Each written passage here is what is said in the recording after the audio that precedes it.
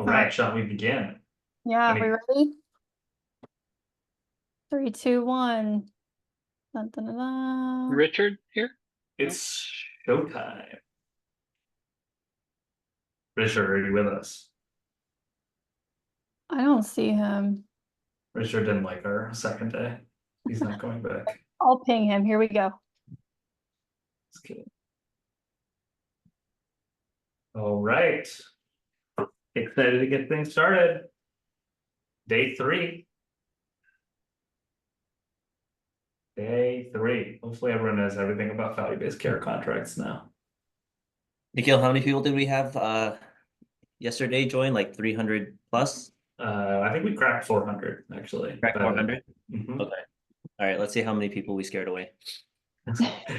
It's really like a funnel, it's like at the beginning everyone's very excited. Day two, they're like, all right, maybe I just missed something. And then day three is really a true survivorship. Yeah. This is when we get to the thick of it. They're like value-based care, contracting, no mas. Yeah. Fee for service, Fee stay for no. service is easier. We'll just stick with that. No mas. Roberto Duran. No mas. No more. All right, let's see.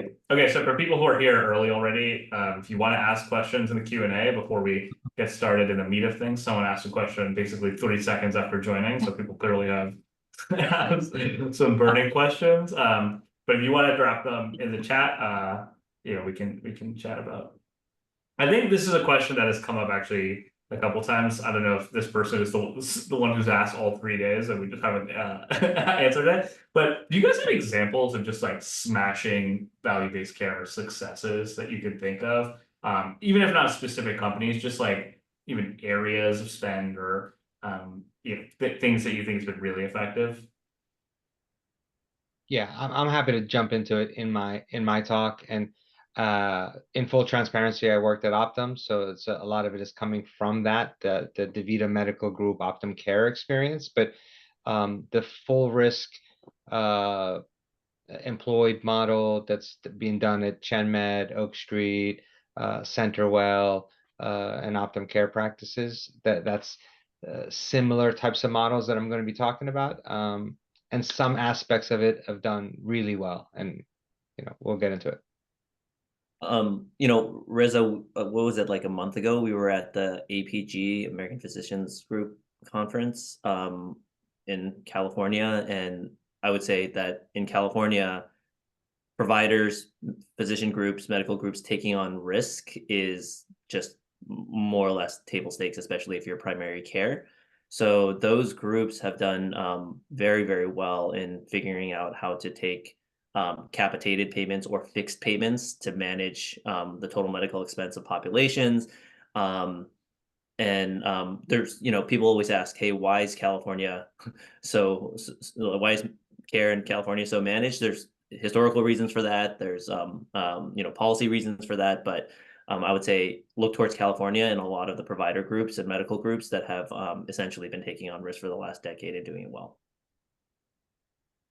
I also think maybe just worth calling out, it's probably not something we're going to tackle in this course, but there's also like policy versions of value-based care that have worked very well, right? The global budgeting probably being the one that's the one that's most worth talking about. So setting a prospective budget for hospitals that they basically have to, bring their costs underneath. So this was a very popular model in Maryland, and now CMS is trying to roll it across more states. Again, it kind of depends on your metric of like success here, but in general, that's like been one of the more effective ways to keep costs at least under control, is just set a prospective budget and say like, this is what you're getting for the year, like figure it out, Yeah, and if you're like a cynical version of that, you're like, well, how is that different from HMO? Well, Totally. we don't get into details, but there you go. Well, and I think there is, the sort of overlay is like there is no like great success because it sort of depends on your metric, right? Like what one person thinks is value and another person thinks is value are going to be two totally different things. So you're talking about cost, you're talking about quality of care, you're talking about increased care access. It's like you can pick two of the three of those things, and it's going to be hard to get all three. Yeah. I'll add to that as well. Like you know, we've seen physician groups, medical groups, especially in California, do very well under global cap arrangement or fixed budget arrangements, managing risk pools. But I think what makes this next iteration of value-based care just a little more challenging is that, you know, we're trying to apply that same model on care delivery solutions, services, et cetera, that are just fundamentally different than primary care, managed groups, et cetera. And so, you know, we're still figuring a lot of this out. But, you know, the question of attribution, who takes credit, like if you don't have control, like HeartWalks, we use this example, right? They're not managing a patient fully, but we still want to pay for that solution in a way that is incentive aligned, paying for value, et cetera. Yet they don't have total control. So the math gets a little hard, like how you figure things out, how you know, look into the data, it just gets much harder. And that's where I think a lot of the, you know, solution discovery needs to happen. And it's currently happening right now. And Dan, I know in your Q&A, you asked another question on some specific examples. I think what we see and where in the California model, I think a lot of providers and payers do it well is really empowering primary care docs and giving them the tools that they need to take care of patients. And Reza, I think you'll talk a little bit more about this later too, but you know, how can you give them more knowledge at their fingertips? So like specialty consult vendors, we've seen those be really valuable, and it's kind of a value-based care program that isn't necessarily like HeartWalks where you're doing it for a certain condition, but really does aid in those providers that are taking some or full risk. So it's a smaller type of program, an example that has been successful. Yeah, we've seen a few digital health companies that have been successful in value-based care, at least in making a clear data-driven case why the performance metrics, like, you know, follow-ups, emergency department visits for specific conditions that they're showing up, lead to lower cost. And they may not be saying, hey, we're gonna actually lower that cost and do shared savings, but because they're not primary care physician, but being able to show the case why these metrics are going to lower cost, and then being able to take on revenue payments based on those key performance metrics. Again, a lot of it is being able to kind of connect those performance metrics with the data to show that if you do in fact achieve these performance metrics, the payer is going to save money. So now you can start building your value-based care contract off of those performance metrics once you've demonstrated that case. You know, we'll name the company specifically, but quite a few virtual care companies have done very well there. All right, I think it's time to get started, shall we? Awesome.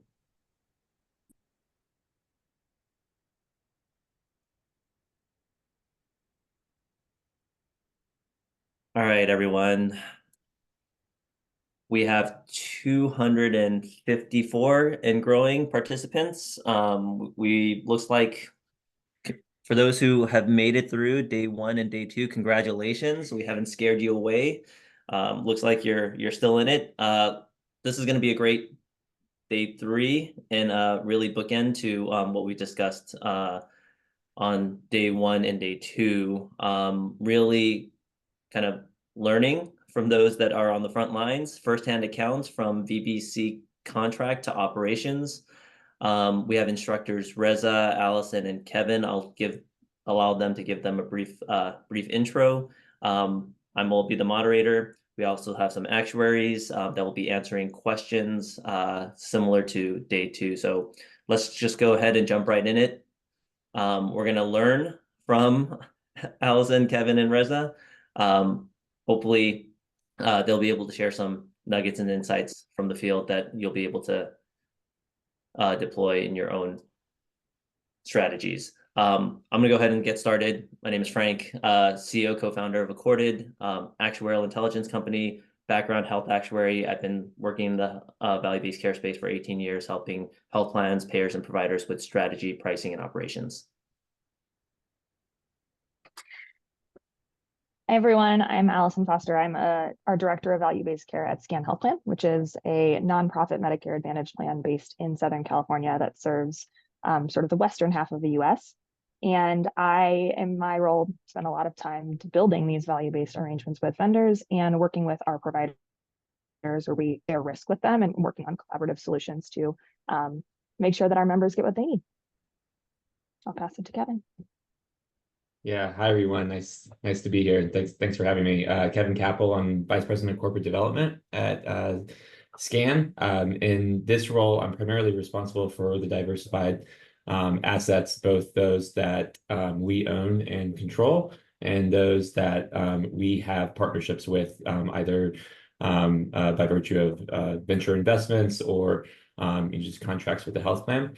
My job is to kind of make sure that the health plan and the diversified assets are working well together. And a lot of that includes value-based arrangements. I've been at SCAN for about 3 years. Prior to this, I was at Aspire Healthcare. And I've been in healthcare my whole career, but mostly on the provider side, working a lot with home health, hospice, home-based primary care. And a lot of that work dealt with value-based contracts with health plans and other at-risk entities. Thanks, Kevin. Reza? Hi, everyone. I'm Reza Alavi. I'm an internist by training. Spent the last decade doing a lot of population health work. Spent about 6 years at Optum through the DaVita Medical Group acquisition. Focus on institutional affordability, so the products, solutions, care transformation efforts that reduced unnecessary hospitalizations across the country. And now I have a small firm. We do value-based care, consulting, advising, and investing. All right. So, I went to medical school, did residency, did fellowship, and lots of other doctors, when you talk to them and you say, hey, do you know how to manage blood pressure? They say, of course. Do you know how to manage cholesterol and diabetes? They say, of course, And then when you look at the metrics, there's something called NQF 18, which is blood pressure control at populations, or NQF, I don't know, 57, I think is the one for diabetes control. They're not great nationally, right? So, most physicians provide amazing care for most patients most of the time, right? But that's why we need value-based care for the rest of the things that don't equal to most, right? So we need visibility to a few things on the practice side, right? So when you've taken on risk, so let's say you're a medical group in any type of risk arrangement. So let's say you're an ACO or a independent provider association or a full risk medical group. Now you've taken on risk and you're on the hook for what happens to the total cost of care of these patients. You're looking at what's happening in the 20% of the time that it's not amazing, right? And it falls into a lot of different subcategories. So are there providers that are consistently outliers in some metrics, right? So that individual doc is not part of most of the doctors who are providing amazing care. Are there individual situations, diseases, days of the week that your system is not providing amazing care? Or are there individual patients that need more care, more support, more handholding, right? So coming through it from this lens, people build additional infrastructure to address this, right? Typically, we call these different types of population health infrastructure. I'm going to be focused a little bit more on the things that keep people healthy and out of the hospital, but we have other things that we do as well, right? So most people talk about the population health pyramid where, the highest risk patients are getting more care, but it's not just the patients, right? Looking at outliers for doctors, times of day, procedures, clinics, if there's some reason that these pockets are not performing, figuring out what are the friction points, taking a system engineering approach, and then figuring out what are the incremental solutions that are needed. And then So conversely, Riza, Yeah. I'm sorry, I want to clarify for the audience here. It sounds like what you're describing and talking about is for, let's say, a medical group that has contracted, let's say, with a health plan that says, hey, as a part of my medical group, I have, a bunch of primary care physicians, doctors that are working under this medical group practice, and the contract itself is being managed by the medical group with the health plan. And now what it sounds like is that, you have a medical group provider kind of problem where you're saying, hey, how do I ensure that, all of my providers or my doctors are performing well and have what they need to perform well? yeah, and I'm looking at this from both the patient's perspective, the doctor's perspective, and the dollars and cents perspective, right? So I think Allison's probably talk about from the payers, but typically if we're talking about Medicare Advantage, the dollars goes from your tax money to Medicare, and then from Medicare to a private health insurance company, let's say like Humana or Scan or somewhere. And then from that, it might get delegated to a medical group. So now you're a medical group X. So, Reza Alavi Medical Group, and we're 50 docs, and we're taking care of 50,000 patients. And we're taking risk, full total cost of care risk on these patients, right? Okay, So that's helpful. I in just that wanted to set that hypothetical context. scenario, Yeah, I wanted to set that context for the audience because we've been talking about value-based care contracting in different dimensions, right? You Yeah. have virtual care, you have all this stuff. This specifically is for a medical group with, a number of doctors managing 50,000 patients, for example. right. And I don't want to take too much of what, maybe Allison is going to share or not, right? Now, these could be Medicare Advantage full risk patients. They could be in a different type of risk arrangements. They could be from a government sponsored program called ACO REACH or some other type of value-based arrangement. But we're at the point that the contract's already signed. We have risk. The question is now, what do we do to be successful? So that's the stuff that I'm going to cover in the next 20 minutes or so. Sounds good. And then if you're a solution that you're selling into this environment, a lot of my clients say like, well, what's our payer strategy? Well, sometimes you're selling into the payer, sometimes you're selling into this medical group. So you have to understand what's current state and making sure that your solution is incremental to what they're currently providing. All right. So let's move on to the next slide. All right, so the types of things that they typically want to do is provide high quality connected care in the outpatient world so that patients, don't need to be hospitalized as much. So that's, we call it primary ED prevention. And it comes in both improved clinical workflows and operational workflows. So if you think about, let's say 20% of patients who get hospitalized unnecessarily, half of them, they have a chronic condition that over the last 2 weeks slowly got worse, and there was some clinical things that needed to be done. So if we intervened 2 weeks earlier, maybe their COPD or CHF, their pulmonary disease or heart disease would not have gotten worse. And there are other times where it's a logistic thing, right? They were in the hospital, they didn't get the right med after, and then they get re-hospitalized, right? So having systems in place to prevent people from getting hospitalized, and then for the general population, and then having programs in place for the high-risk patients. So you need to have risk stratification tools. So there are all sorts of programs that are designed for high-risk patients. Some of them are going to be longitudinal high-risk patients, and some of them are going to be episodic high-risk patients. So after a hospitalization, after a skilled nursing facility visit, you might be at high risk of having another event for the next 30 days. Versus other patients are going to be high risk, because they have multiple issues going on and so on, right? Riza, so it sounds like, a couple of things that I wanted to touch on. One, you talked about digital solutions for specific populations. And then you also mentioned that it's important, and we discussed this a little bit on day one and day two, like what segment of the market are you selling into? Are you selling directly to the health plans, or are you selling to providers and medical groups that are taking on some of this risk, both of which can benefit from obviously better population health management? What are you seeing in terms of on the provider side, like given generally speaking from a technology perspective, I think providers aren't as advanced.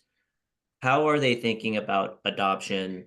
Like if you have a digital health company looking and you're trying to sell to a provider group that can benefit from whatever solution that you're selling to manage high risk populations, how willing or capable are these provider groups to be able to integrate different solutions into their clinical workflows? Yeah, so I'll give you two examples.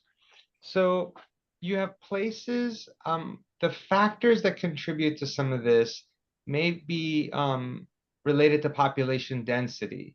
So let's say if Reza Alavi's medical group has 50 docs and all of our doctors are organized in 3 buildings and they're all close to each other, so our patients are very close, we may have decided over time to build our own high-risk program and have a brick-and-mortar high-risk clinic and have it attached to our brick-and-mortar palliative care clinic, and have a partner that does hospice, and have all of that contained in a very small area and do it all ourselves. Conversely, I have friends who run medical groups, let's say in the Inland Empire in Southern California. Their lives are very spread out. So the same risk, same number, same 50 docs, they're organized in clinics that are 1 or 2 docs per clinic. So those 50 docs are probably sitting in like 20 different clinics, and they cover a 30-mile radius where those 100,000 lives are.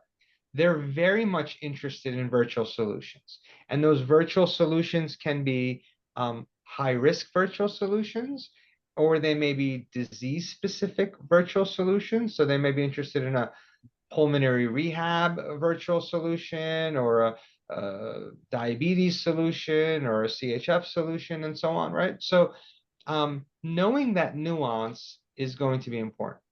Conversely, another group, maybe, and I don't know if I cover this next slide, but now that you mention it, maybe in an area where they've taken that specialty spend and they've contracted this specialty spend with a cardiology group. So now that cardiology group is getting paid, I don't want to overly complicate it, capitated payments. So they're on the hook for what's happening with the cardiology activities. And there's a pulmonary group that's on the hook. So if I want to go to, let's say, Optum Orange County, and try to sell them a virtual cardiology solution, they said, well, we don't really need this because we've already subcapitated our risk to, Frank's cardiology group over here and, around the street.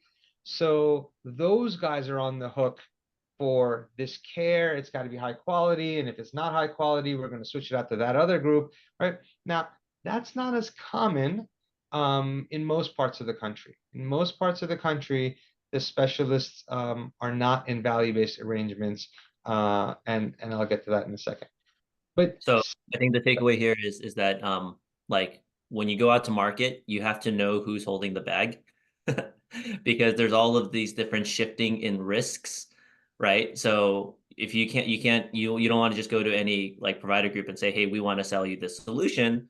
You need to know, like, are they holding risk? Are they accountable for total cost of care? Are they accountable for this specialty condition, let's say cardiovascular, that you're looking to sell them? And if they are, then great. Then likely if you have a total cost of care, if you have a cost of care improvement solution to manage population, then they're going to likely be more willing to listen. If they've said, hey, we've already passed this to someone else, you need to find that someone else, because likely they're going to be the ones to listen. So really understanding the contracting dynamics and who is actually at risk for what in this world of basically risk delegation that's happening is important. Is that the right takeaway? Absolutely. Okay. Absolutely. Another node of importance is what happens in the emergency departments. So I have a lot of friends who are emergency docs, and they're smart folks, and you go and you see a patient and you just assume that the emergency department decision to admit a patient is very standard and everybody does the exact same thing. But if you look in the published literature, there's almost 100% variability in admit decisions between Dr. A and Dr. B. So if you're at risk for those admissions, there is a reasonable amount of gray area admissions that you want to perhaps find an alternative site of care for, right? So we talked about savings are either utilization or unit cost, right? So if you can find an appropriate alternative placement for a patient that doesn't always need to be admitted, that is another node of value. So if you have population density, you might have your own intensivist or ERist or some sort of a person in boots on the ground in the hospital to try to impact that decision. If you don't have population density, you might be partnering with some sort of a virtual solution to call the ED when your patients are admitted and say, hey, we're happy to be responsible for next action or get them next day appointments or get them a tuck-in visit, etc. So one of the things that there's massive variations across the country are these health information exchanges. I lived in Maryland, where we had a really good one.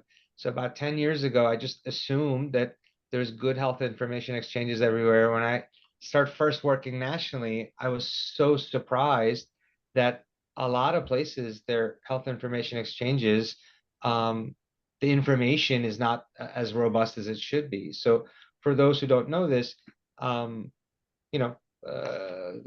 legislation that was passed more than 10 years ago set these things up, but the implementation has been quite variable state by state.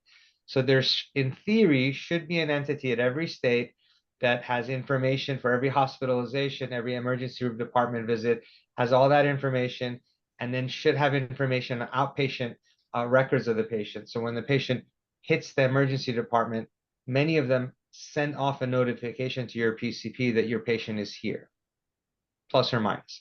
That's improved.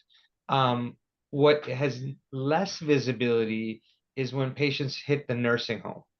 So both when they arrive and leave the nursing home. So that is another area if people are building solutions or looking for points of intervention to help reduce unnecessary readmissions and waste coming in and out of nursing homes as well. So let me pause there. Frank, anything that maybe, I don't know, questions or themes around Part A affordability, right? This is a big ticket topic that everybody's trying to address one way or the other to reduce unnecessary admissions. The metric is typically admits per 1,000. So this is a number that they want lowered and lowered appropriately. I mean, we talked about the understanding the, Russian nesting doll of who's holding the risk and understanding like where that lies on the payer side. But when I think about like these solutions that are looking to manage costs, there's also this other cross dimension of patient journeys that you talked about. When and how are you getting to these patients and at what stage of their conditions? So are they, coming out of a nursing home, or did they just get discharged from the emergency department for a heart attack? It sounds like that we also need to, like, if you're a solution out there, you also need to focus or understand not only kind of the payer dynamics and, who's at risk, but also the patient journey and how you're going to kind of communicate where you fall along that patient journey, whether it be stage of their health condition. Are you managing healthy patients and preventing them from getting sick, as you mentioned? Are you managing sick patients after they, have a, traumatic acute event, and then you're going to help them, get healthier? Are you just managing the chronically sick patients? Like, where on that pyramid of patients are you managing? And then being able to understand like when you intervene, like what types of services, like as their care journey goes along. it seems like there's just a lot of moving parts there, and I think I guess the takeaway for the audience who are building solutions to manage patient populations to really understand and have a clear kind of narrative and perspective about where you're kind of managing the patients and what types of patients you're managing. And ask the risk-bearing entity what's current state in terms of their admits per thousand in the population that you're looking to manage. If it's really high, there's opportunity for improvement. If they've already managed it down really well, there's less opportunity for incremental benefit. All right, let's keep moving. The next big category is specialty. Now, we talked about some places have value-based arrangements and subcapitation and so on, but most places do not. And there's reasonable heterogeneity between specialists. So let's say we find 100 cardiologists in Maryland that we send our patients to. The likelihood of them doing same exact patient too, the likelihood of them doing an echo, a stress test, and subsequent testing is going to have a big bell curve distribution. And we've looked at this over and over at different times, and that distribution heterogeneity is not necessarily tied to better outcomes. There's a reasonable amount of that heterogeneity that's not tied to better outcomes. So there's interest by risk-bearing entities to send their patients to high-quality specialists who are more efficient, right? So they're not doing a lot of excessive testing and procedures just to make more money and so on. So there are entities that drive the insights into this. They do analysis on who's more efficient, less efficient, both with Medicare data, commercial data, and others. And then there are platforms that do value-based referrals. So, if I want to just say consult cardiology, then they would kind of find the more efficient cardiologist in my zip code and send it that way. And then there's this other part about curbside consults. As more and more primary care is being provided by nurse practitioners, you get the additional benefit of having the labor cost go down, which is good, right? We're getting more primary care providers, etc. But what we're finding in the early data that where a MD is consulting roughly 1 out of 10 times, and NPs consulting a specialist roughly 1 out of 5 times. Now, this is not published data. This is just what we've seen. Perhaps it's not always going to be the case, but in order to support some of our nurse practitioners and physician assistants, now there are solutions that are being put out there. Let's say like Picasso MD or others that do curbside consults. So real-time consults. So if I have a patient in the office who maybe has a borderline EKG, in real time, I could, text message and send the EKG to a cardiologist. They can send it back, and then I can decide, no, everything's fine. I can provide reassurance to the patient and send them home. So some of those things are reducing total consults per 1,000, and then the remaining consults are going to get distributed in the more efficient manner. So a lot of this stuff goes under the broader category of maybe specialty spend or choosing wisely or reducing unnecessary waste. I mean, people can brand it differently, but that's another big category of reducing waste and driving savings. So let me pause there. Frank, any thoughts here in terms of comments or questions in terms of? I can ask a quick follow-up to this, which is, I feel like there's a few different versions of this, right? We talked a little bit about subcapitating, where you like actually send a patient to a totally different provider. They're probably going under a more specific care regimen. And then we're talking a little bit here, maybe about like just curbsides or getting 2 cents, all this kind of stuff.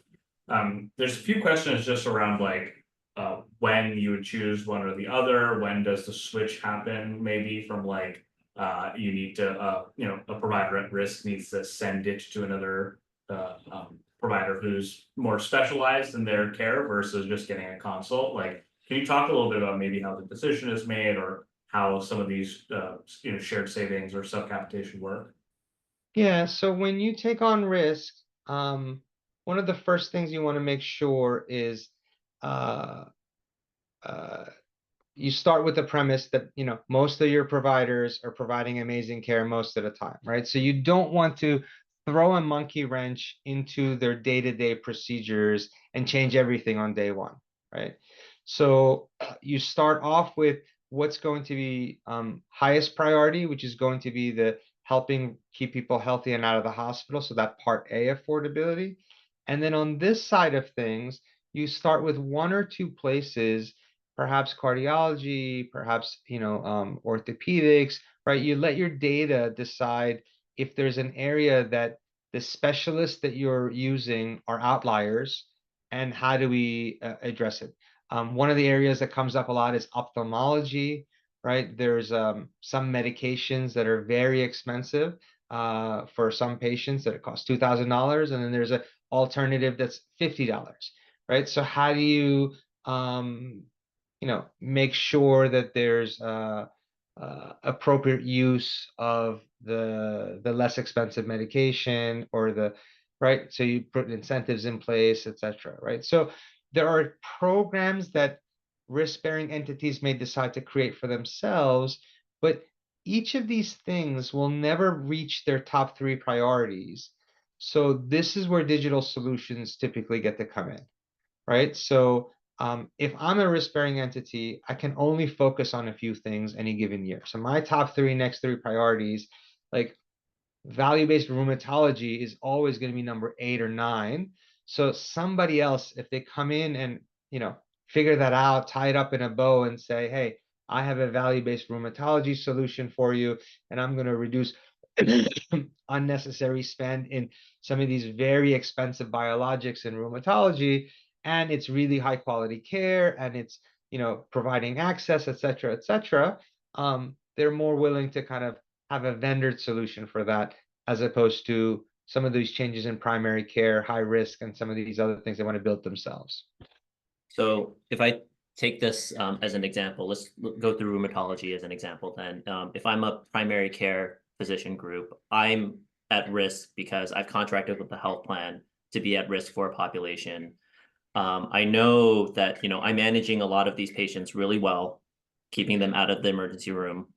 But there's this one subset of the population that, we're kind of having a hard time managing. It's the rheumatology patient population, because they're taking really high cost drugs, et cetera, et cetera. It makes a difference because I'm at risk for total cost of care. So I want to figure out, as a physician group, primary care group, how to manage that patient population better. In comes a solution that says, hey, we know you're at risk for this population.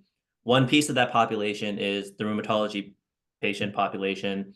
They're really high cost because of the types of drugs that they're being prescribed, et cetera, et cetera. We can manage that. We can get them off those drugs. We can do other things, whatever the value proposition is.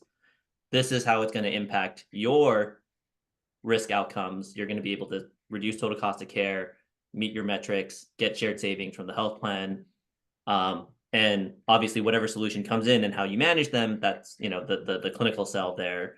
Am I thinking about that right? Because I think because there's different players here that I just want to make the audience very clear in terms of how this works. I know we probably have physician groups out there. We have solutions that are selling to risk-bearing entities. So that's just kind of painting the picture in terms of the hierarchy and how this is all working together. You're exactly right, right? And then that entity, if let's say for 100 patients, right? So out of my 10,000 patients that I have full risk on 100 of them, they save $50,000 each, right? And we have some sort of an arrangement where, they get 10% of the savings, and the rest of the savings comes to us, the risk-bearing entity.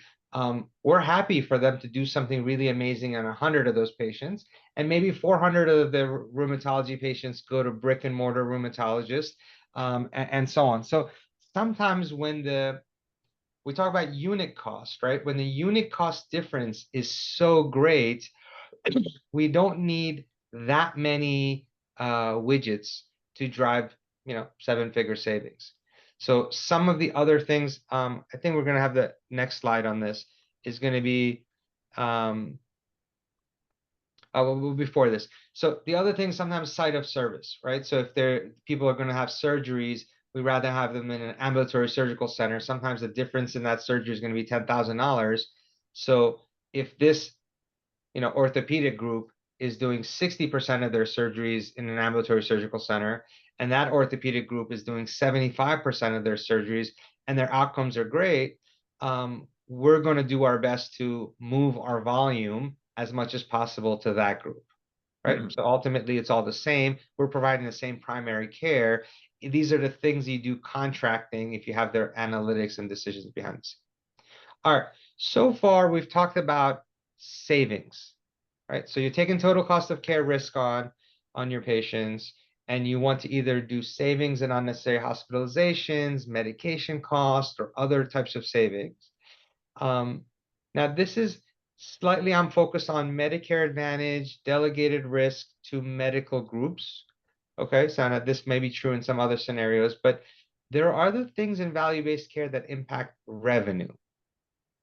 Okay, so maybe Allison will cover this a little bit in theirs, but if you provide higher quality, and these are through HEDIS measures and so on, the entire group gets paid a tiny bit more. And if you document that you're taking care of really sick patients, the entire group gets paid a little bit more. So there are activities around this that are designed for driving revenue. This is part of value-based care. We don't want to just ignore it, right? I'm an affordability guy. This is not the stuff I did for a living, but it's important that people on this call also know about these things, right? And if you have a diabetes solution and you're moving the needle on providing really good care, and you're moving the needle on hemoglobin A1C, you think, okay, well, if people are having their A1C managed better, maybe they're going to have less emergency room visits, and I'm an affordability solution. But reality is, if you're moving the needle on A1C, like you're providing good care, you're actually a quality solution, because that A1C is a triple weighted HEDIS measure for Medicare Advantage plans. It's not for everybody, right? And in some situations, the revenue value of doing that for 1,000 patients is worth a lot more than the savings of providing that care. So value-based contracting, now we're talking about the vendor who's selling a solution into this marketplace. You have to understand, what is your value driver besides providing amazing care. Now you have to understand, to the other side, am I impacting savings or am I impacting revenue? And we were able, in my firm, help a bunch of companies take downside risk on their fees, and take upside on triple weighted HEDIS measures. So this is another category of value-based contracting.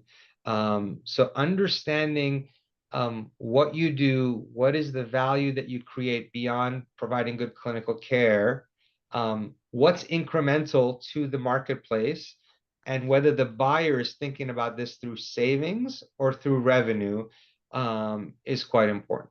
So let me pause here. I think this might have some questions associated with it, but this is kind of a whole nother category of value-based contracting for solutions.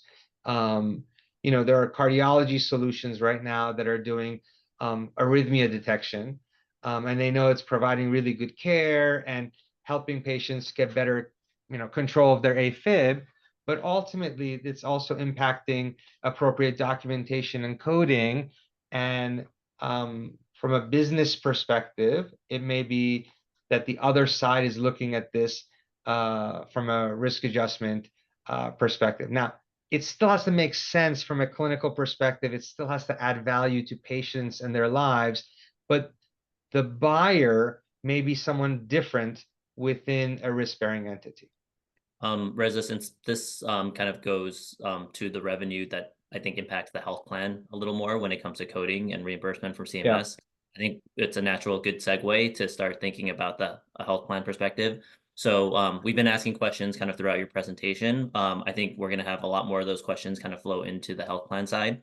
We're going to jump right into the health plan side. So Allison, um, I know You we all did. heard our intros already, so we can Let's just jump right in. through All right, Allison and Kevin, take it away. Yeah, Yeah. sure.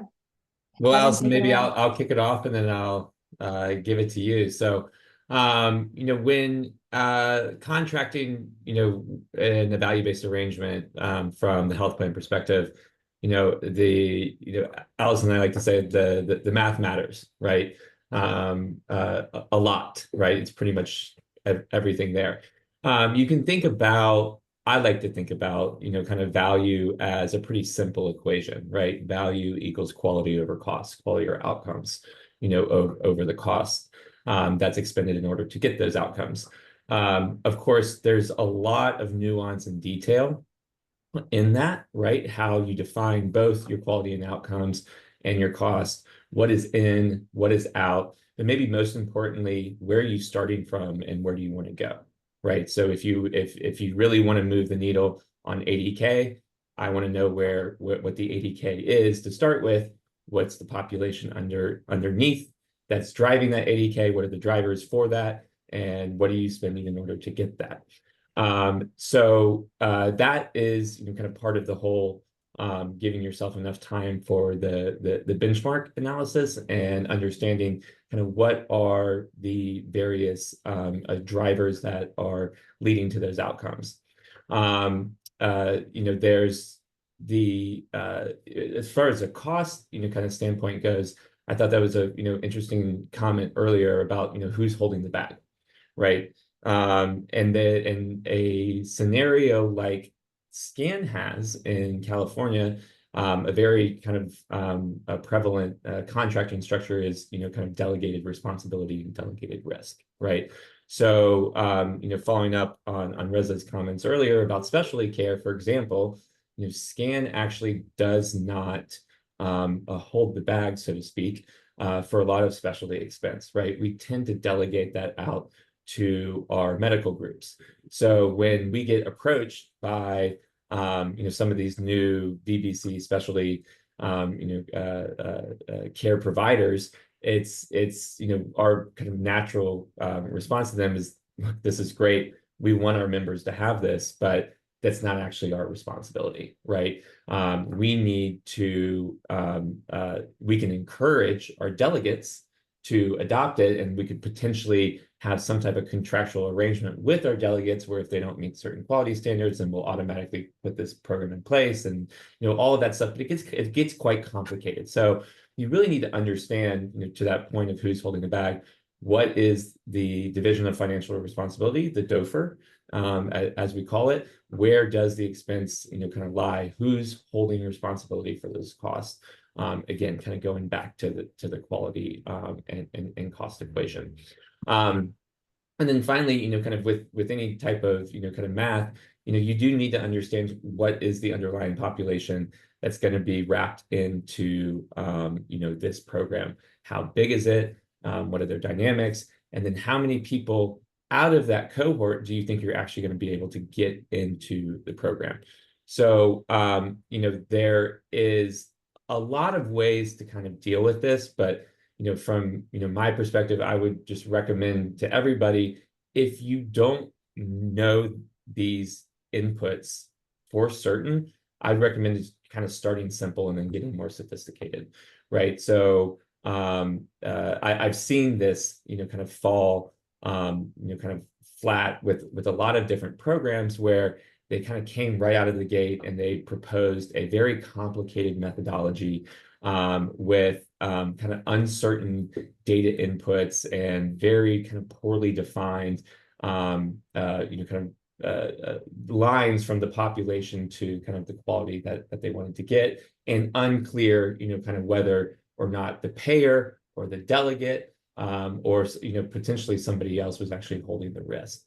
So, you know, for example, before you get to a cap, maybe you want to, you know, just talk about doing kind of a simple case rate with some bonus opportunities for certain outcomes until you can kind of prove out that clinical model and then figure out how you can work with the payer more meaningfully in order to get to a larger population that's going to be able to give you the sample that you need in order to make something like this work on a large scale. I think maybe next slide. Yeah, and then the other thing that I will say on this, contracts are for more than payment terms, and I just want to like emphasize this very, very strongly, right? There is a clinical model, there is a financial model, and then there is an operating model, right? And I have seen program after program after program have a fantastic clinical model, a fantastic financial model, but this is all theoretical until you actually implement it, right? So I like to think about it as, think about the entire program from start to finish. Start, how are you going to identify the patients? How are they going to get into the program, right? What happens to them once they are in the program? What are you doing to communicate what's happening to them while they're in the program to the payer? And then when are they discharged, right? When does the program end, so to speak? So all of that needs to be very well defined, right? I've had multiple groups come to me over the years, and they say, oh, well, we want to do this, and this is the kind of the cohort of the population that we're looking for. How are we gonna find those people, right? Do you understand the data sources that is inside of a payer to be able to actually mine that so that we can actually identify, these individuals that would be eligible for this service otherwise, right? So it's really important to, kind of know what the data that's available to the payers are and how you might go about actually mining it to get to where you want to go. And then, similarly, kind of in that process of when they're in the program, right? What actually do you want to hold yourself responsible for? What do you want to hold the payer responsible for? And how are you going to communicate with one another? It's really, really critical to kind of outline all of those in the contract. And you can tie those to payment. You can tie those to various triggers. Well, if I don't get a certain level of engagement from my program, then maybe the payment switches. So all of these are little toggles that you have available to you. And I just would emphasize that operating model is often overlooked, and it's often what causes a lot of programs to fall flat. Allison? And I'll just add here, I think on the first day, someone asked a question about administrative burden. And I can get into a very specific example here, because if you are going in and you are saying you need a certain file format that is an extract of a claims extract, and it has 17 fields, and it's a brand new special file format, and someone else needs to put that file format into a PowerPoint, and that needs to be sent to a certain person on your team every week, those things are admin burden. You are adding to what either you as the vendor or the health plan is doing. There are ways around it that you are reducing admin burden with your reporting if you're using what already exists on both sides of the spectrum. So if you have the ability as a vendor to be flexible and to ask a health plan what reporting they have on hand, that's already in a certain format that can be automated and sent to you, it will make everyone's life easier, and it will make the partnership seem a little bit more fun, and everyone will want to engage with you. If people are pulling teeth once a week to send a file because that's what was in the contract and it had to be that way, it makes for a lot more headaches, and it's certainly not the partnership you want to set up. So take that time in the beginning to define reporting requirements that actually are easy for both of you, rather than thrown together quickly. To give a sense of the audience, like what the clear opportunities are for an organization like a SCAN, maybe it's not directly applicable because there seems to be a lot of delegation of risk that SCAN does. But Kevin, Allison, can you give us a sense of how many quote unquote solutions and vendors have you partnered with over the past, let's say, 3 or 4 years? Like net new contracts, and what types of contracts those are? You might know that better than me, Allison. So I think answering that question across all of the different, we talked on the first day about who do you talk to at a health plan. You know, you've got your quality team, you've got your health economics team, you've got all sorts of different folks that are focused on different metrics, your risk adjustment folks. There's a lot of different vendors that we work with across the board. I think when you talk about a true value-based arrangement with vendors, I'd say we have a 2 or 3 a year. You've got lots of vendors where you've got SLAs built in, but when you're really talking about someone that's willing to take risk or take a capitation or put their fees at risk, it's not as Okay. it is not as common. But a lot of the vendors that we work with, we may pay fee for service, but we are paying them so that we can manage our risk or partner with our provider partners more effectively to ensure that those patients are getting the care that they need, that we're reducing unnecessary avoidable utilization. So we may not pay them in a value-based arrangement, but they are certainly really important enablers to make sure that our value-based care arrangements with our providers work. So we have lots of those. Okay. Yeah. And I would say, you know, that this is one of the things that often comes up in the payer community of, you know, solution fatigue, right? You know, to Allison's point, there is an administrative burden to implementing these new contracts, and I don't want to have 50 different contracts, right? I'd rather have a handful that just focus on, you know, those areas of top priority. And so that's the areas of priority are going to change payer to payer. But it's not nothing to put in place one of these contracts, because you've got, you know, again, the data, you've got the reporting, it needs to flow throughout the whole organization. And so it's somewhat of a challenge when, you know, you have a really good idea and you come and, you know, kind of pitch it to me, and I'm like, great idea. You know, it's just, we just don't have the capacity to manage it right now. Okay. So interesting. So there seems to be a lot of kind of providers and vendors that you're even if you're paying for a fee for service, there's a very intentional fee for service model that's driving outcomes there. But when it comes to net new, let's say value-based care arrangements around these vendors and solutions, we're talking about 2 or 3 per year. How many managed lives do you have under SCAN? Almost 300,000. Okay, 300,000 managed lives, so 2 or 3 per year, 300,000 lives.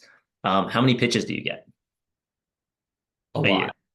That's a Kevin question for sure. Yeah, A lot. we look at pretty much everything. You know, and again, a lot of it unfortunately kind of falls out because, you know, we don't do Medicaid, so we don't have, for example, moms and kids, right? Or, you know, a lot of it's focused on specialty care, and unfortunately we just can't do specialty care. We still like to see all of that because, you know, our model right now in terms of delegating might not be our primary model in the future. And focus on Medicare right now might not be our primary focus in the future, right? So we do like to see what's out there and kind of triangulate, because we also are an investor in some of these companies. And so we like to see everything. So we get a lot of pitches, but you know, kind of serious pitches that are applicable to our current business. You know, I would say like 1 out of 10 maybe make it through. Got it. Kevin, So what's your appetite to moving like a handful of your current fee-for-service vendors to risk-based arrangements, like over the next year or 2? Like if they perform, having them have a little bit more skin in the game and get upside, etc. Or not so much. If they're doing a good job, why mess with it? Actually, also just related to that, like, what does the process look like if you're the provider, you want to do that, right? I'm sure there's a lot of people who want to start a fee for service with you guys, show they can do their thing, and then move to a risk-based arrangement. Yeah, I think Kevin's and we can jump to the next slide, we can get into it, but I think Kevin's answer of start small and start simple is really, really important. And so when you start simple, when the implementation goes well, when you've got your model that you can explain and describe and share case studies, it is much easier for us to, or any payer really, to go to the powers that be and advocate for a change in payment model. Some of these contracts even have, you know, stop gate language or stage gate language in them that says, after 2 years or after X amount of members, we will reconsider the payment model, or we will sit down and think about what comes next. So there is a lot of appetite, I think, at SCAN for those types of conversations. We want partners that have name, and we want to be partners with our vendors. But it comes down to really strong implementation. It comes down to that first year, 2 years going really well, and feeling like this is a partner you can trust, and we can continue to expand and roll it out in different areas, in order for us to want to give them more lives to the point where you're really able, from a mathematic perspective, to take that risk. Yeah. And I would say, that is kind of our philosophy, right? If we think there's a lot of potential here, we'd like to get people in, start simple, start small. And like Allison said, there is some stage gate language. I would say the ones that typically don't proceed are the ones that two things. One, overpromised and underdelivered from an outcome standpoint. And then, two, those people whose operating model just, for whatever reason, they couldn't get the volume that they were expecting, right? Or the reporting wasn't coming back, and we really didn't have any idea what they were doing. So those are the primary reasons why a relationship might be turned from the payer standpoint. And I think on the flip side, if you go in, let's say, capitating a value-based provider or care vendor from the outset, there is the chance, and it has happened, where you are paying a certain amount of money every month and seeing no utilization, because there no longer is any incentive for them to go out and get patients and prove their model, because they've been locked into a contract where they get a check every month. And so really making sure that everyone is aligned and the train is moving on the track before you get into those value-based arrangements, or especially before you get into a capitation arrangement, is super, super important, whether it's with a vendor or a provider as well. So just to jump into some of the content on this slide, and then we can keep answering questions here. The implementation is so important. I've said this multiple days now. Bring in the teams that are going to be bringing this partnership to life before your contract is signed. They will see things that your contracting team won't see, that your actuaries maybe don't see. It might be something like, the agreement says you need to submit a claim, but our claim system as a payer doesn't process that certain type, and it's going to automatically deny.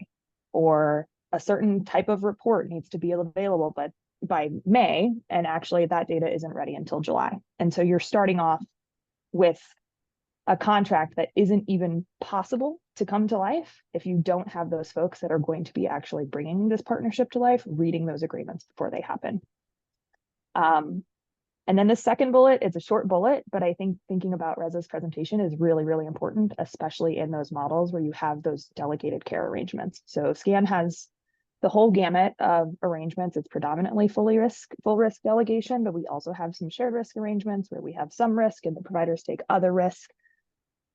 Any way that you work with a payer, your payer, for the most part, isn't delivering care. They are not the primary care provider for your patients. They are not typing in the electronic medical record. They are not engaging with patients' families. It is so important, especially if your intervention is a clinical one. So let's say like a wraparound care management program, you send a nurse to someone's house, you have a community health worker, versus Heart Walks as an example. You don't necessarily need a lot of communication from the Heart Walks team to a primary care doc. They don't really need all of that information, but if you are providing care and that payer is paying you to provide care, it is so important to get the engagement with those doctors and that health clinic staff on how to best bring your partnership to life in order for it to work. Because your best cheerleaders will be your PCP, or they will be your biggest roadblocks in making sure your partnership can expand. Because if they feel like it's confusing their patients, or they don't have the right information, or their patients are now getting calls from way too many people at way too many times a day, they are going to call up that payer, and that payer is far more beholden to their primary care partners than they are to you as a pilot level value-based care vendor. So taking the time, coming to those conversations and saying, I really value what you're provider partners say, we'd have this strategy on how we would engage with a PCP partner. If you let us engage with them, or if you want to have a three-way conversation with them, we'll set you apart, and it will help your intervention actually work. And then the last piece here, identify sort of pilot kickoff KPIs. So if your KPIs when you go into a conversation with the payer are, after 12 months, we're going to reduce ER visits, or after 12 months, we're going to reduce cost of care, make sure you're also talking about, after 1 month, here's how we can tell if the program is working. So you're seeing fewer calls to the member services line, we're seeing enrollments, we're seeing X amount of engagements from our team to your members, so that you have those initial red, yellow, blue, green, like sort of factors on, is this going well? Do we need to address major issues? Do we need to put out an FAQ? Do we need to do patient education? If your KPIs have super long lag, it's important to start with some sort of kickoff KPIs so you can check to see things are working. Kevin, anything you'd add there? No, I think you nailed it. Frank, any questions for us? Actually, there's quite a few questions. I wanted to save them for the end, but I think you touched upon this. Like, we have some questions around during the buying process for vendors. Like, what do you wish you could know but struggle to find out? And then if two vendors offer the same service, maybe even, you know, promise similar outcomes, all else equal, like what are the factors that determine which vendors you partner with? I mean, I'm going to just kind of reiterate what was said here. The three kind of tranches of consideration: what is the clinical model, what is the financial model, and what is the operating model? And it sounds like, Kevin, like all three must be like very well detailed, documented in terms of how are all three going to work, because if you let one slip, you know, it's just not going to work out. Like, it's like a stool, right? Like, if one stool isn't working, this thing's not going to work. I would say, just from my experience, and let me know if I'm wrong here, that oftentimes the clinical model is the easiest thing to knock out. Everyone agrees that there's a better clinical model, like patients can be treated better, they have better outcomes, the data shows that better outcomes are needed. And maybe the financial model, depending on how, you know, saucy you feel in terms of being able to promise, you know, promise savings, take on a bunch of risk, et cetera, that might be compelling. And then it's the operational model. It's like, do you know how things operate inside a health plan? It's kind of a mess. It's there's a lot of things going on, and how are you going to fit into that operating model to make that all work? Yeah. Anything I missed there? No, I mean, I think that's right. Everything you said, the clinical and the financial model, I think where those things, you know, sometimes fall flat is that they're just out of alignment, right? The financial model can get very, very complicated very quickly, and that's why kind of I advocate for simplicity, at least to start, until you understand what all the drivers are, right? Healthcare can be like whack-a-mole. You're just, you know, kind of hitting all over the place. And when you hit on one, you know, kind of a toggle, it increases another one, right? So that's why the financial model like really needs to be in like complete alignment with the clinical model. The operating model is just more of like making sure that it works with the health plan, right? So that needs to be kind of in line with the health plan's, you know, way of doing business and the data that they have available, and what they want to see from you know, a reporting standpoint. I feel like there's a little bit of dissonance there, Kevin, because in one sense it's like, hey, you know, the financial model has to work with the clinical model, and we have to make sure that all of those kind of considerations are built into the contract. And yet there's also this kind of tone that, hey, like things are really complicated, we need simplicity. How do you balance those competing goals? Because it does sound like, hey, like we want everything to tie and make sense, but that's just more lines and clauses in the contract that requires more, let's say, analysis on the health plan side and things to track, et cetera, et cetera. And yet, like now you're starting to like, you know, kind of offset one leg of the stool for another because you want to make sure those align, but then it's creating more administrative burden. Like, how do you think about balancing those priorities?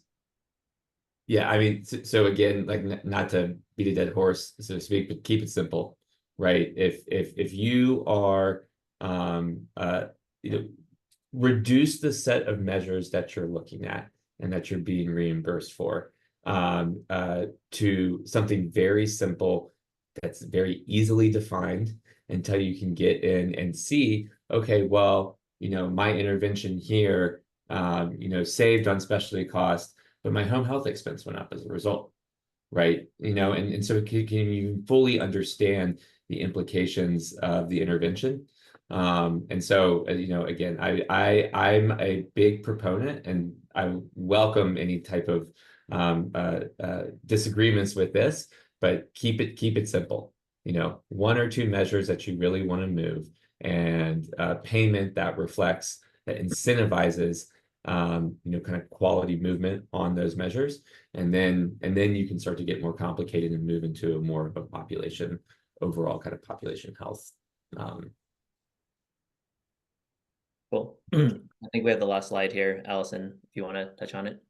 Yeah, I'll take it. And I think I'll just add one more thing on that. If all else is the same, at least from SCAN's perspective, I think for us, mission is really important. So we're a nonprofit health plan. It really matters to us that we have partners that care about keeping seniors healthy and independent as much as we do.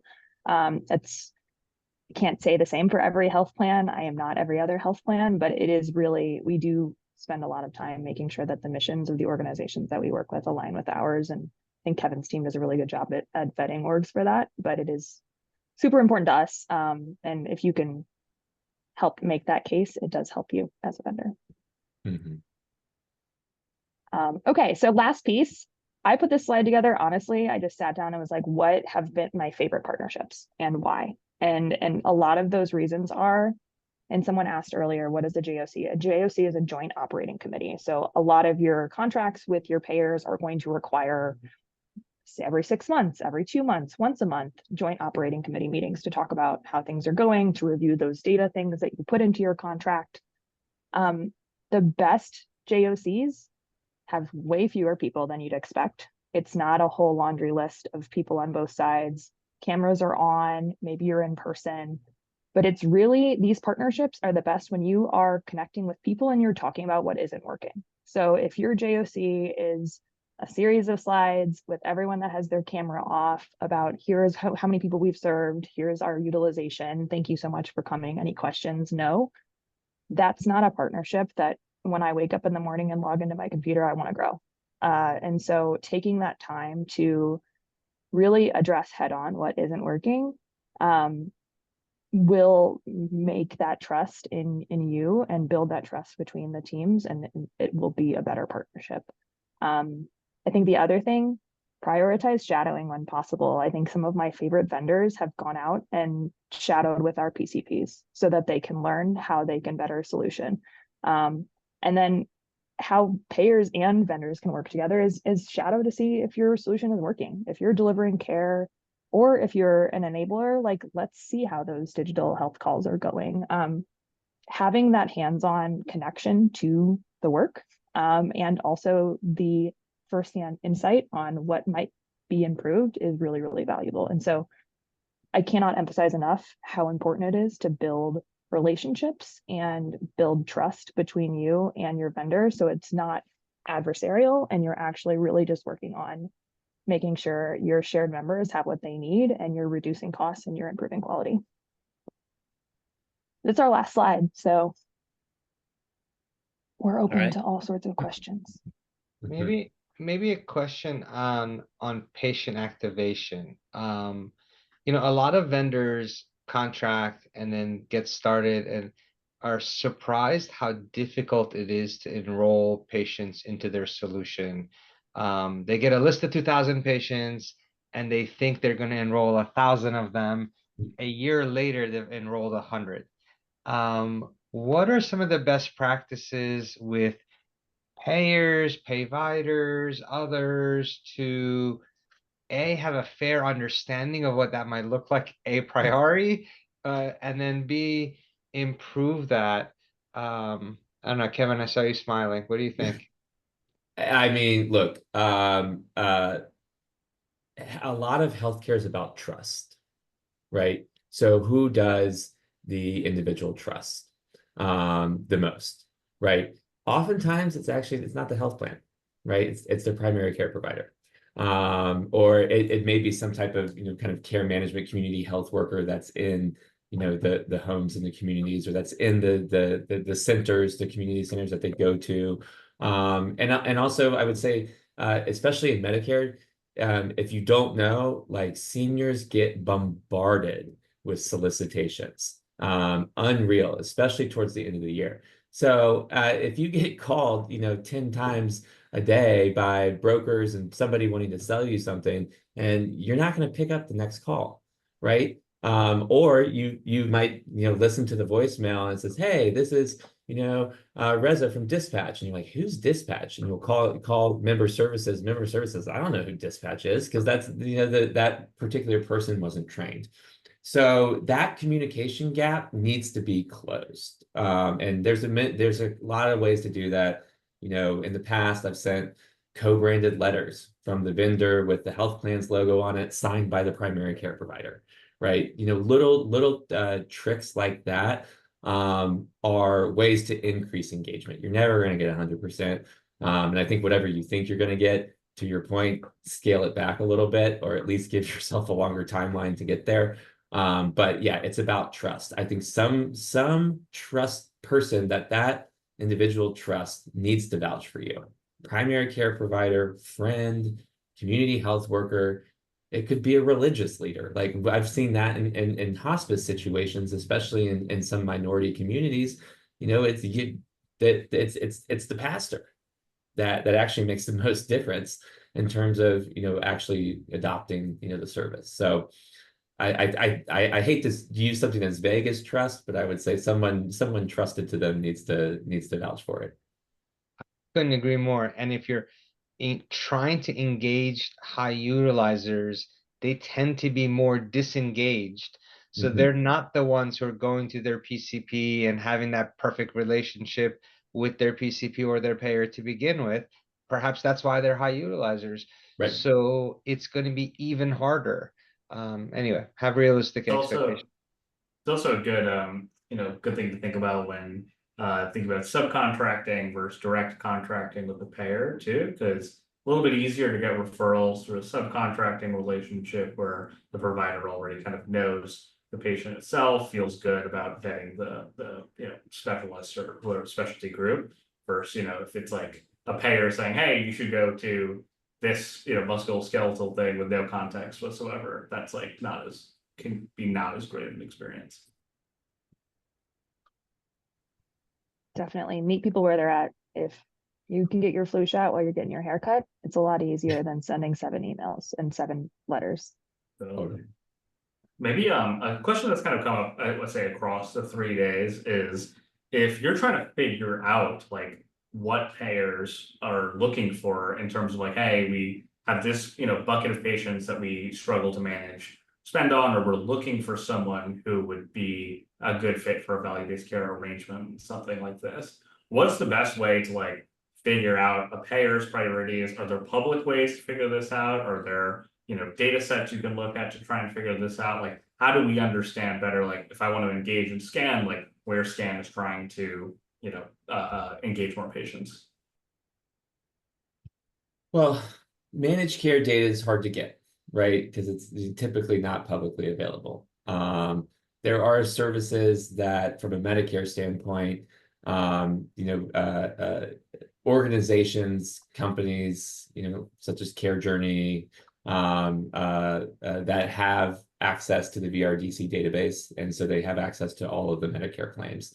That can generally be used as a proxy for certain markets of what's happening in the Medicare Advantage experience, but it's not perfect.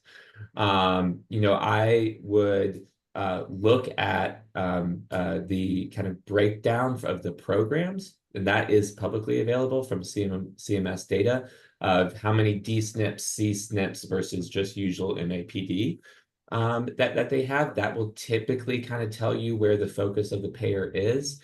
I think you can also look at just the general market dynamics of where that payer is, right? For each county, I know how many old people they are. I know how many people who are below the federal poverty line, right? And so you can start to look at that and kind of see, build a profile of what you would expect that, kind of payer to be interested in, right? This is Medicaid. They operate in an area where a higher than normal population is below the federal poverty line and the population skews younger. Okay, they might be more interested in moms and kids than a scan that only takes care of Medicaid patients. But Yeah, Kevin, and sorry, can I add to that quickly, Frank? Yep. I think look where payers are growing. So I'm calling in from a hotel room today because I am in one of our new markets, meeting with providers that we want to work with and learning where they do have programs and where they may need their payer to bring a program. And so if you see a payer grow into new states, new counties, and you have that market insight that they might not have just yet, that's a huge value add. So if you have a presence in those markets, they're probably looking to build their sort of toolkit of wraparound services in those new places, and have more of an incentive to do so than in their existing markets. Like Scan's been in Southern California for 46 years. We're pretty set in mostly in LA County. But in some of these new markets, yeah, we are trying to build out all of our capabilities to make sure we can serve our patients effectively. So that's another thing you can look at, and that's publicly available as well.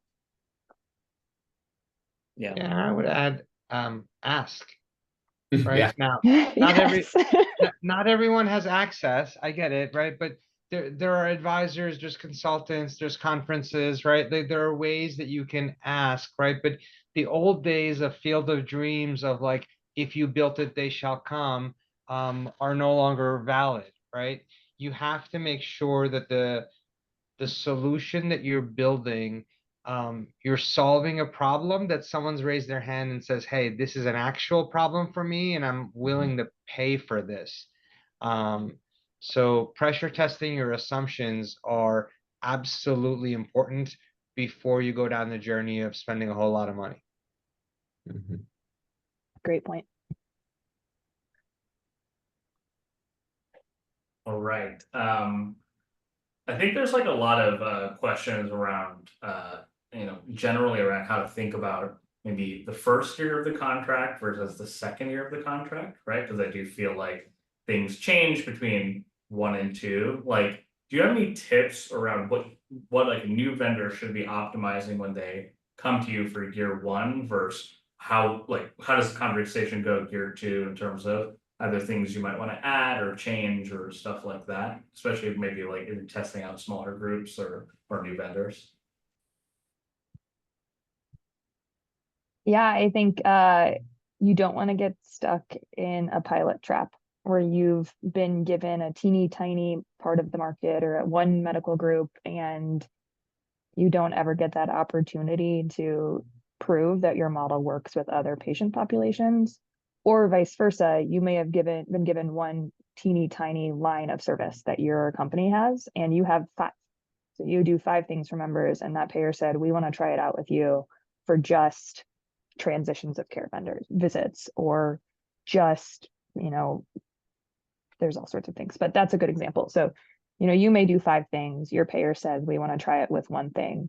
I think in those conversations, in those JOCs, that's why one of the bullets was know when your contract can be termed, but be proactive. Say we've been thinking about our growth and there's a couple of paths we could take. We could take this line of business and we could expand it to X, Y, and Z market. We've got this assessment of your market dynamics and we think it would be a great fit.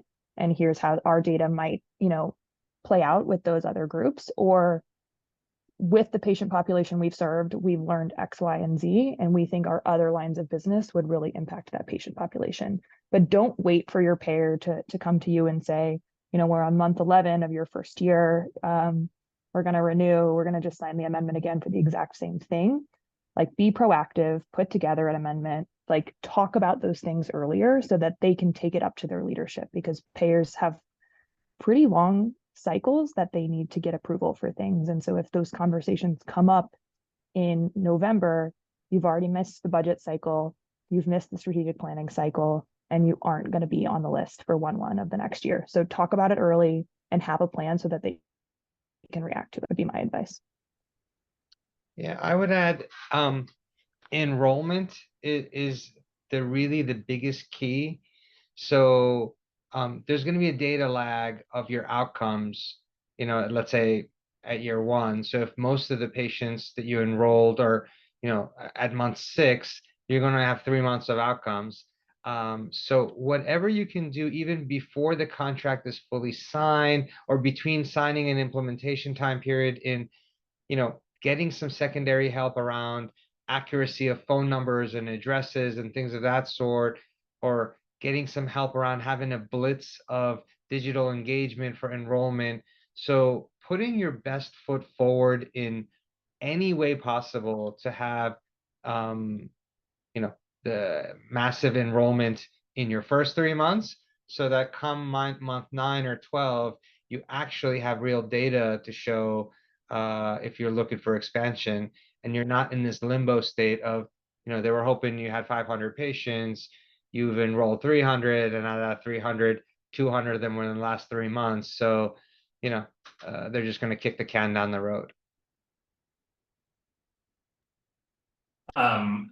I'm gonna ask another question from this Q&A that I thought was good, which is, have you, we talk a lot about social determinants of health and sort of like things outside of clinical care that might contribute to health outcomes, like food insecurity, housing insecurity, et cetera. Have you seen, like, what kinds of arrangements do you typically see for companies that are trying to improve social determinants of health? Is it usually like just one part that like a at-risk provider is taking, and they're like, hey, we're going to also handle this? Is it typically like a separate vendor that is either subcontracting or working with your other entities of financial risk? Like, any like examples you can give of just like social determinants stuff in value-based care arrangement that actually works? I think there are I've seen a lot of solutions out there that are actually, social determinants of health. We see this a lot in, I see it a lot in a Medicaid population, obviously, and lots of kind of CHW, community health worker models, and taking on substantial kind of risk around patients, identifying patients, and going out and doing direct outreach. So like really boots on the ground. Like some of those folks are unhoused, and you're looking, they're looking to get managed, and it's really, really tough but important work. But there's been a lot of studies that have shown that this model actually works in terms of keeping those folks out of, inpatient facilities, out of the emergency room, out of, behavioral health facilities, et cetera, et cetera. It's just, I mean, that's a model that, like, kudos to the folks that are out there doing that model, because it's really important. It's effective. The data has shown that it's been effective.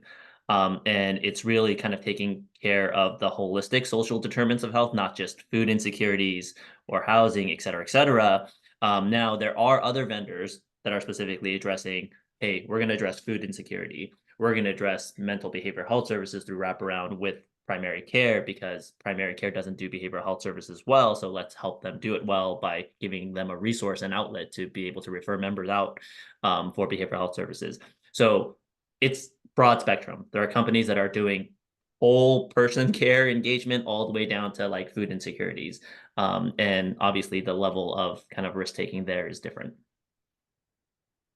Yeah, I would say in Maryland, specifically in Baltimore, there are these community advisory boards. So if you ever look at like the Center for Health Equity at Hopkins, there's a woman, Lisa Cooper, she's a professor. She does a lot of amazing work in this space. So this idea of building trust in the community. So when I think of SDOH, I don't think of necessarily like just data and analysis, and all that stuff is important, right? But like, how do you actually drive value for your patients? There might be like 4 entities that do something in housing, but like, do you have the back cell phone number of the person who's actually doing this? And do you know if this one is doing a little bit better than the others? And do you have connection to the elders of the church, who are then going to go and find the person, engage them, and connect them to the right person, right? So having the infrastructure that's less digital sometimes, but connecting to the existing infrastructure if they exist, and if not, through other channels, is your city or county or other places funding these multidisciplinary community advisory boards that can then flourish, and then other risk-bearing entities can kind of leverage their expertise. So they're popping up in other places. But if there's infrastructure to tap into, I highly encourage that more than, all the stuff that you've heard of in terms of, companies that assess and refer, nationally. I think that's probably a good place to wrap things up. Want to just thank, the Accorded team and Scan teams for putting this stuff together. This is a very complicated topic, and I thought they did a great job of, trying to keep it simple but also advanced enough that it's actually helpful for everyone. So, thanks a lot for Accorded and Scan teams. We'll send some follow-ups around the recordings and slides and all this kind of stuff. Any other specifics you guys want to leave with? No, there's some questions around Q&A. We'll definitely have those Q&A docs and distribute them across the board for the attendees. And so be on standby for that. Also, quick shout out again to the actuaries on the Accorded team that's been diligently answering those questions on the back end. We got 44 questions answered. And then, obviously, this is a very kind of complex topic, and we're glad to have been able to kind of present and share some insight. Thank you, Allison. Thank you, Reza. Thank you, Kevin. And thank you, Nikhil, for giving us a platform to do this. Of course. This was Thanks, fun. everybody. We'll do another one soon. Take care, everyone. Bye.